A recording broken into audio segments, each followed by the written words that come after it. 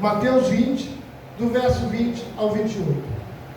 Então se aproximou dele a mãe dos filhos de Zebedeu, com seus filhos, adorando-o e fazendo-lhe um pedido. E ele diz-lhe: que queres? Ela respondeu: dizem que esses meus 2 filhos se assentem, um à tua direita e outro à tua esquerda, no teu reino. E Jesus, porém, respondendo, disse: não sabeis o que pedis. Podeis vós beber o cálice que eu hei de beber, e ser batizado com o batismo que eu sou batizado? Dizem eles: podemos.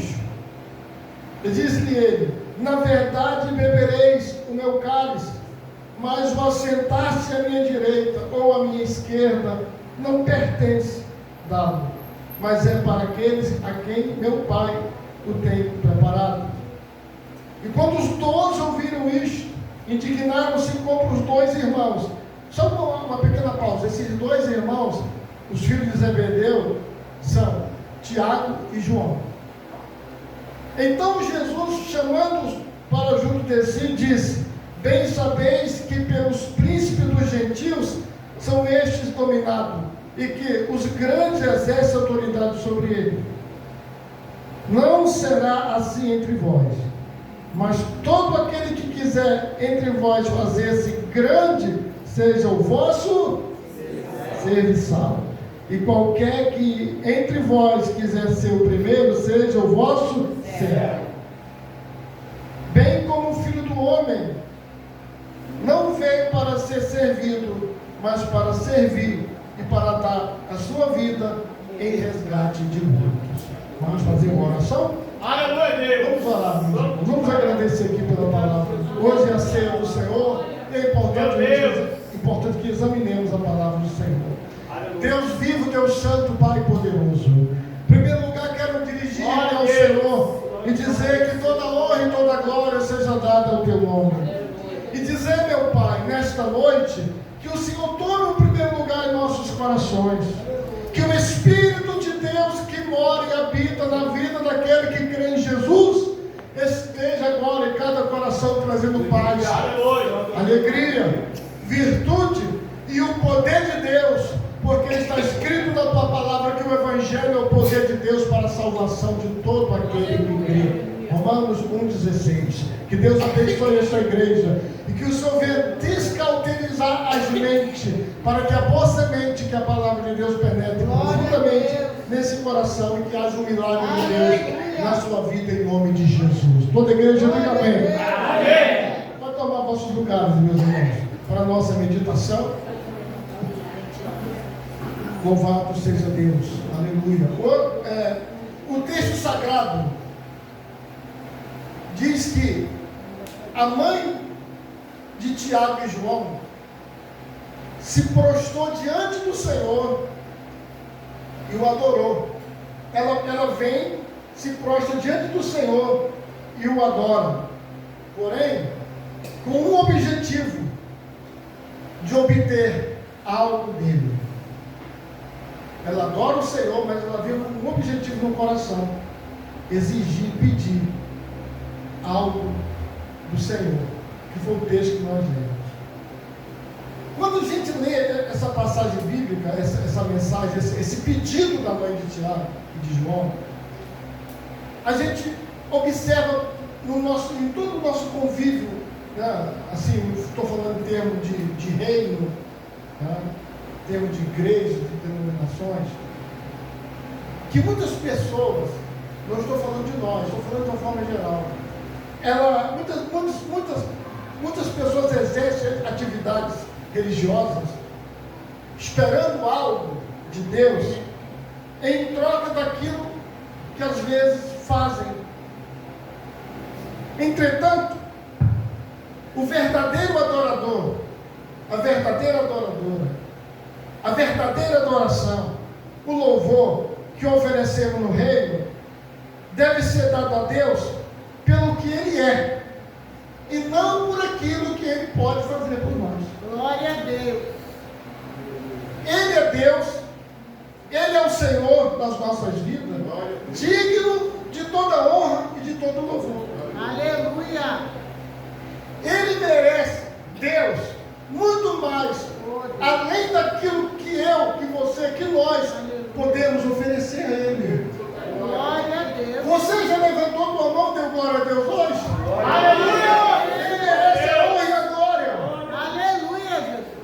A mãe de Tiago e João pediu a Jesus que colocasse os seus dois filhos, um à esquerda e outro à direita. E as Escrituras relatam que Jesus deu autoridade, muita autoridade, aos seus apóstolos, aos seus discípulos. Essa autoridade que Jesus deu para os seus apóstolos, para os seus discípulos, era para eles fazerem sinais, maravilhas e grandes prodígios, irmãos. Eles receberam essa autoridade. O Tiago e o João, eles receberam de Deus uma autoridade tão grande que esses homens tinham uma comunhão estreita e uma comunhão muito grande com o Senhor Jesus. Tá? Esses dois discípulos, todos eles receberam. Em momentos particulares da vida do Senhor Jesus, ele não chamava todos os apóstolos.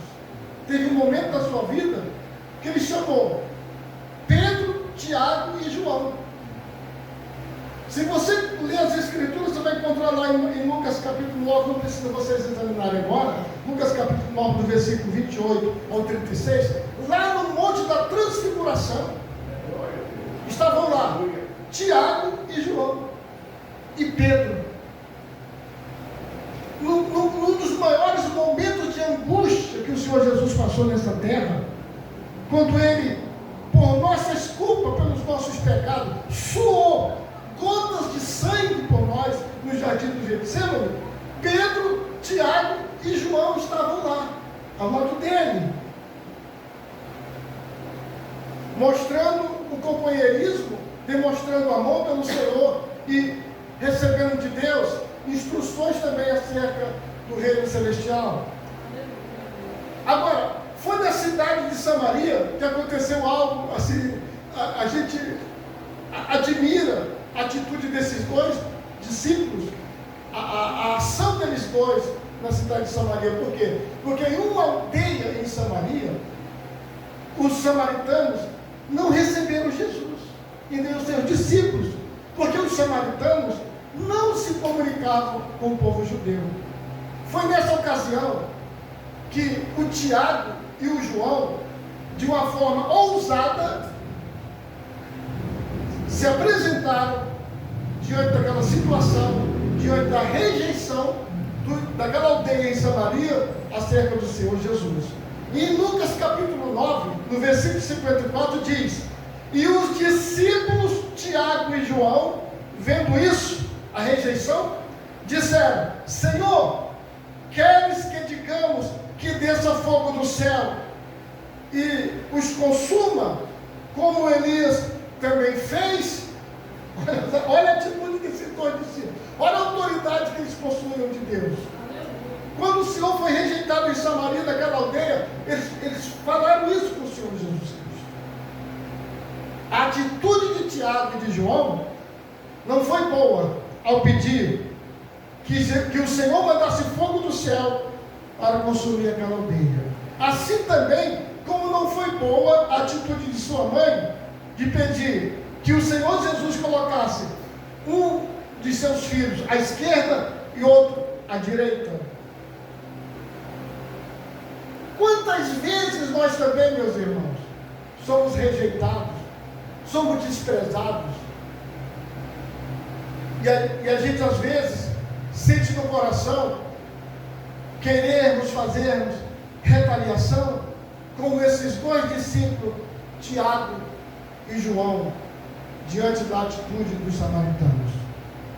Nessas horas, precisamos lembrar que o juízo pertence a Deus. E não podemos usar a palavra de Deus, o poder de Deus que Ele entregou nas nossas mãos, para nós nos vingarmos ou tomarmos uma atitude quando nós somos perseguidos. Entregamos tudo na mão de Deus. tudo que acontece conosco, nós não somos vingativos, não. Nós pedimos justiça a Deus, entregando na mão do Senhor. Por quê? Porque quem cuida de nós é Deus. Talvez tenha alguém aqui que você se sente perseguido, né? Ou talvez alguém esteja falando mal de você, te caluniando. Não tenha um espírito de retaliação. Entregue tudo na mão de Deus, que Deus vai cuidar da sua vida, vai cuidar de você. E Ele é que sabe bem o que fazer, porque Ele é o Senhor das nossas vidas, amém? O Senhor nos deu um mandamento interessante, lindo e maravilhoso. Em João capítulo 15, no versículo 12, Ele diz assim: o meu mandamento é este, que vos ameis uns aos outros, assim como eu. Esse é o mandamento do Senhor. Não o mandamento de vingarmos ou fazermos retaliação diante de nenhuma situação na nossa vida. Traga tudo na mão de Deus. Quando Tiago e João desejaram ocupar as posições mais elevadas, sentar à direita e à esquerda do Senhor, os discípulos, está escrito ali no texto, que os discípulos ficaram aborrecidos, se zangaram com eles, os outros apóstolos. Não aceitaram aquele pedido da mãe de Tiago e João. E por quê que eles não aceitaram? Simplesmente porque todos eles queriam ser os maiores. É verdade. Todos eles queriam ser os maiores. Eles disputavam qual deles tinham mais poderes, qual deles era o maior. E esse é o motivo da revolta dos outros apóstolos com esses dois discípulos, Tiago e João. Marcos capítulo 9, versículo 33 e 34. Marcos 9, 33 e 34. Há um relato sobre isso. Chegou a Cafarnaum e, entrando em casa, perguntou-lhes: que estáveis vós discutindo pelo caminho? Jesus pergunta, porque houve um debate entre eles, a discussão, e o Senhor pergunta: o que estáveis discutindo no caminho? Mas eles calaram-se, porque pelo caminho tinham disputado entre si qual era o... Esse era o grande debate daquele momento. Disputar quem era o maior, quem tinha mais autoridade, quem profetizava mais, quem fazia mais sinais e mais prodígios. Olha a mentalidade daqueles discípulos, irmãos. O Senhor Jesus mostrou para os seus discípulos que as pessoas mais importantes no reino não são aquelas que possuem autoridade, ambição, poderes extraordinários. Não são essas pessoas. Ele ensinou que a pessoa mais importante no reino de Deus é aquela que serve a Deus e ao seu semelhante, aleluia, com amor, com caridade e misericórdia. Mateus 20, versículo 26, Jesus ensinou: não será assim entre vós, mas todo aquele que quiser entre vós fazer-se grande, que seja o vosso serviçal. Vocês estão compreendendo o que Deus está falando conosco? Entenda qual é a mensagem de Deus para os nossos corações.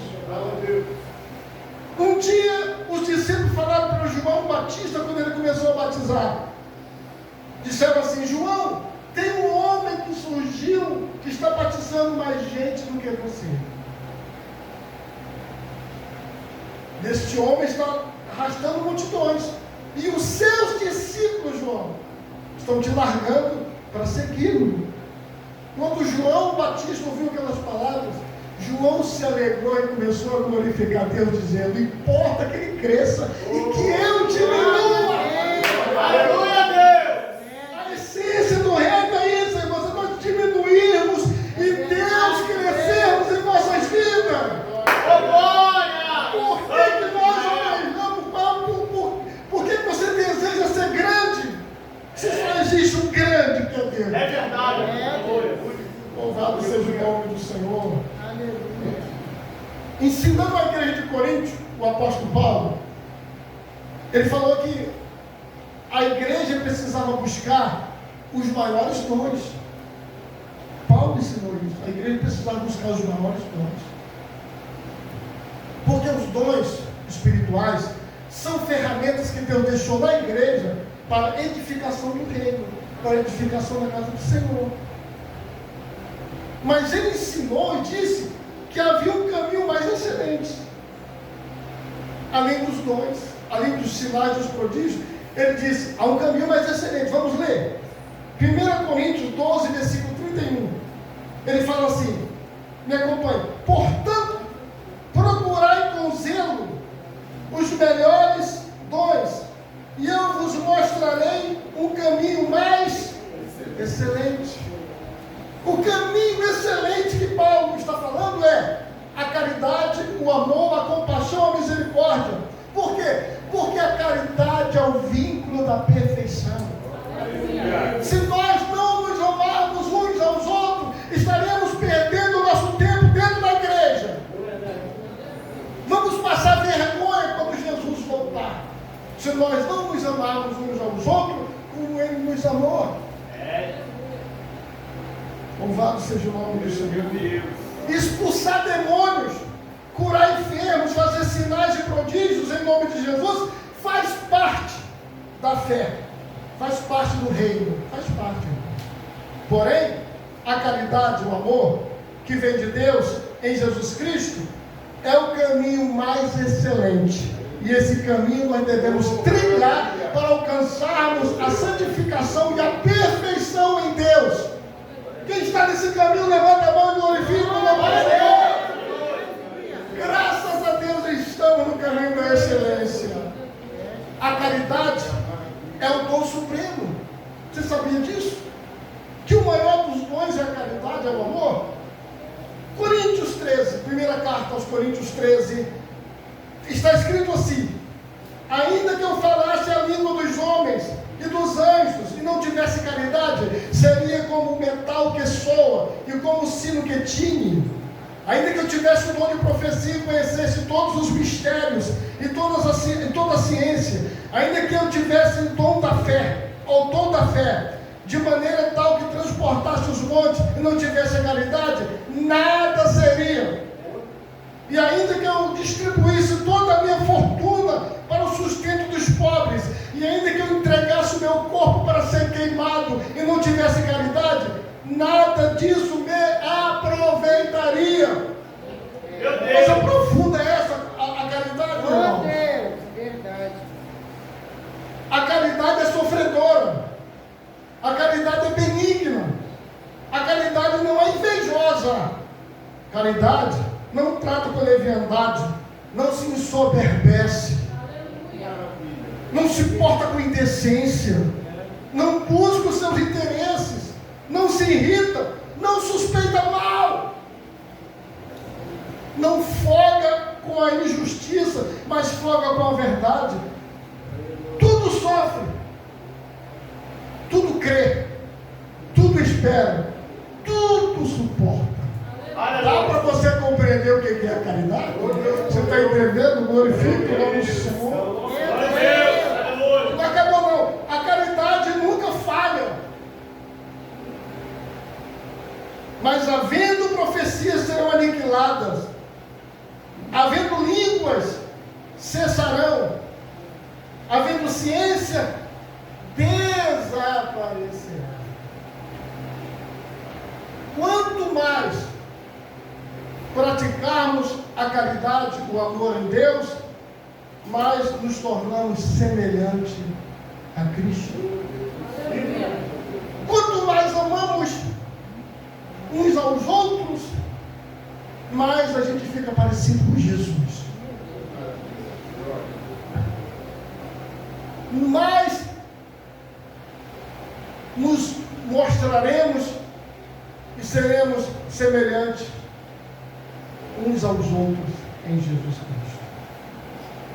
Quando o Senhor Jesus se reuniu com seus discípulos para realizar a última ceia, hoje é o dia da nossa ceia, ele fez algo impactante, tá, irmão? No dia da ceia, que ele deixou os discípulos atônitos e perplexos. Os discípulos não esperavam a atitude dele. Eles ficaram desesperados dentro do salão, um falando com o outro: o que é isso?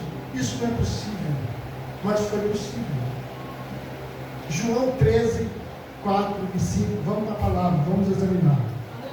Levantou-se da ceia, tirou os vestidos e, tomando uma toalha, cingiu-se. Depois deitou água numa bacia e começou a lavar os pés aos discípulos e a enxugá-los com a toalha com que estava cingido.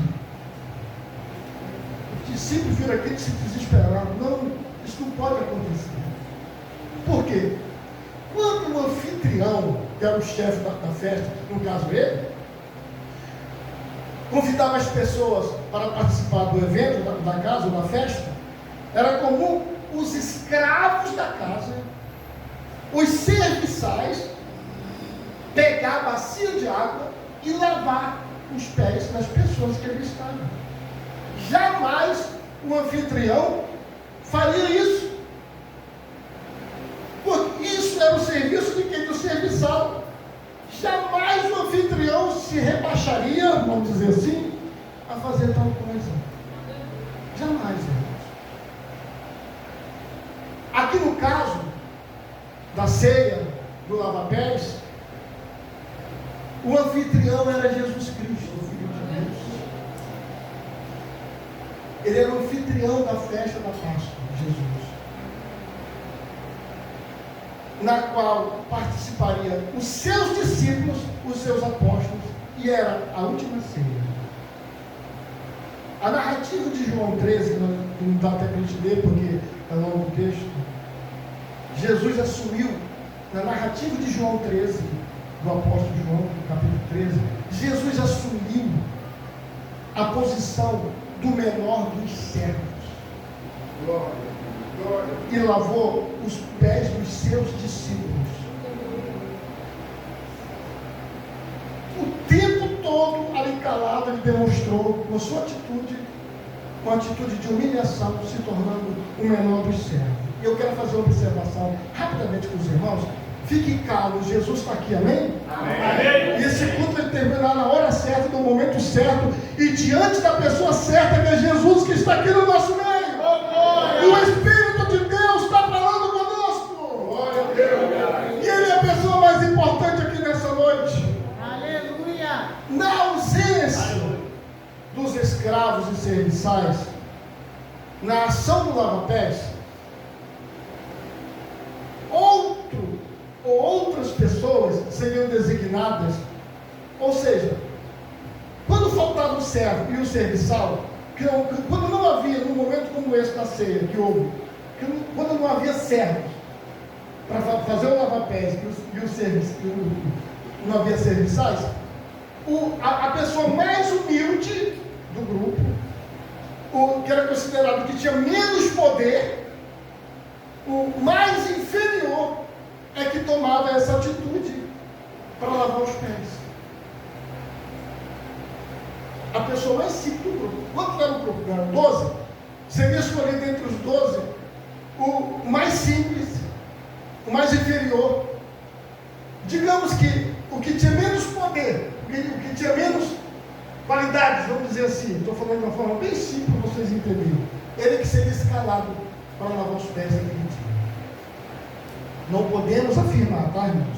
Mas pode ser que tenha havido uma disputa relacionada com as circunstâncias da Páscoa. Como assim? Os discípulos podem ter, naquela semana da Páscoa, ter discutido entre eles. Por quê? Há um relato em Lucas, capítulo 22, do versículo 27, do versículo 24 ao 27, e eu vou ler o 24, versículo 24. E houve entre eles contendo sobre o qual deles parecia ser o maior. Eu não posso afirmar, não podemos afirmar, mas provavelmente aquela semana antes da Páscoa, eles já haviam discutido entre eles que um deles poderia ser o que lavaria os pés dos discípulos. Eles consideravam isso, irmão, uma humilhação. Eles consideravam isso uma coisa baixa, se rebaixaria. Essa discussão pode ter sido provocada em parte pela necessidade de nomear um dos discípulos para cuidar dessa questão de lavar os pés uns dos outros. Talvez o que motivou os discípulos a perguntar quem era o maior. Eles já começaram a cochichar entre eles. Qual de nós é o maior? Na tentativa de escapar, para não lavar os pés. Suponhamos isso, tá, meus irmãos? Foi aí que Jesus apareceu. Jesus ainda aparece na hora certa, no momento exato. Aleluia. Lembra que eu falei semana passada aqui que Jesus veio para quebrar os paradigmas, os tabus da sociedade, para quebrar as maldições? E é verdade. Ele veio para tirar isso do coração dos discípulos. Ele aparece e dá uma lição, nos mostrando que o maior no reino de Deus não é o que é servido, mas é aquele que está pronto para servir. Aleluia.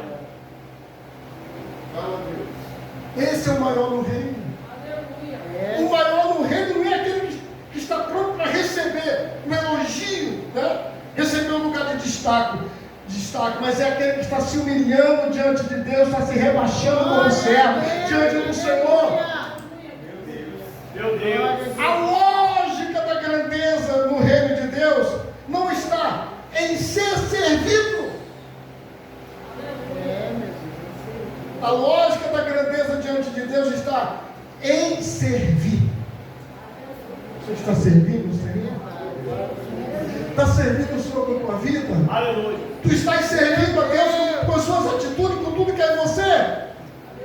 Filipenses capítulo 2, versículos 5, 6 e 7, 8, Paulo escreveu: de sorte que haja em vós o mesmo sentimento que houve também em Cristo Jesus, que sendo em forma de Deus, não teve por usurpação ser igual a Deus, mas aniquilou-se a si mesmo, tomando a forma de servo, fazendo-se semelhante aos homens, e achado na forma de homem, humilhou-se a si mesmo, sendo obediente à morte, e morte de cruz. Por que ele destaca morte de cruz? Porque era a pior das mortes. A morte vergonhosa, morte escandalosa. As pessoas gritavam, né? Crucificam. No versículo 12 de João 13 diz: depois que ele lavou os pés e tomou os seus vestidos, assentou-se outra vez à mesa e disse-lhes: entendeis o que eu vos tenho feito? Foi a pergunta que o Senhor Jesus fez. Vocês entenderam?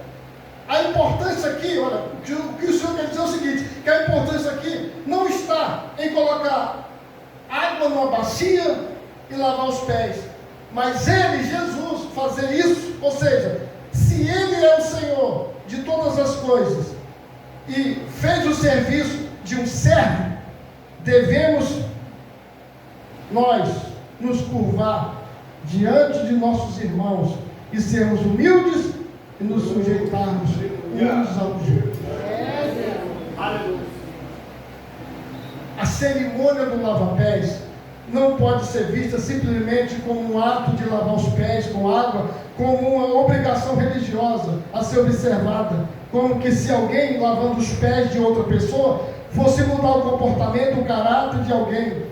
Precisamos atentar para o exemplo de Jesus ao lavar os pés de seus discípulos.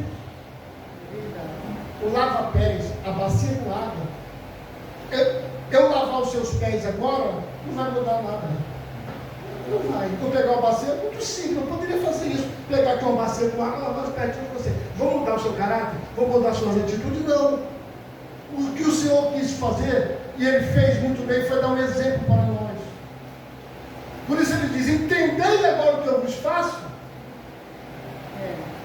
Porque o sentido não está em lavar os pés com a água, mas Ele aproveitou o momento para dar um exemplo. Que todos nós somos iguais perante Deus. Aleluia. Você quer ver um outro exemplo? Quando Pedro olha para o Cristo, para o Senhor, e diz: não, o Senhor não vai me lavar meus pés. Eu lavar seus pés. E o Senhor disse: se eu não lavar seus pés, se eu não te lavo os pés, você não tem parte comigo. E Pedro disse: Senhor, não lava somente os pés, eu lavo o corpo inteiro. Pedro, só Jesus, né, irmão? Mas o Senhor falou: Pedro, olha que interessante, guarda essa palavra. O que está lavado, Pedro, não precisa lavar. Sabe por quê, irmãos? Porque quem lava o homem de verdade não é uma bacia com água para lavar pés. Quem lava o homem, quem lava a nossa alma, a nossa vida, é a palavra de Cristo. É a palavra de Deus. Fomos lavados pela palavra do Senhor, não numa bacia com água. Se fosse assim, era muito fácil. Louvado seja o nome do Senhor. O que nos santifica é a verdade. E a verdade é a palavra do Senhor. Jesus falou: eu sou o caminho, eu sou a verdade, eu sou a vida. Eu vou encerrar agora por conta do horário. João 15, versículo 3, está escrito assim: vós já estáis limpos pela palavra que eu vos tenho. Então, guarde essa mensagem no seu coração. Guarde essa palavra na sua vida. Todos nós somos iguais perante a Deus. Aqui não tem um grande. O grandão aqui, o nome dele é Jesus, o Filho do Deus vivo. Todos nós estamos na mesma situação. Estamos lutando, mas devemos demonstrar amor uns pelos outros. Porque o verdadeiro sentido do Evangelho, nós lemos, não são os sinais, os prodígios, as maravilhas, o falar em línguas. Paulo falou isso muito bem para nós hoje. Mas é o amor e a misericórdia. Deus abençoe as nossas vidas. Que Deus continue nos dando esse espírito de humildade, de retidão diante dele.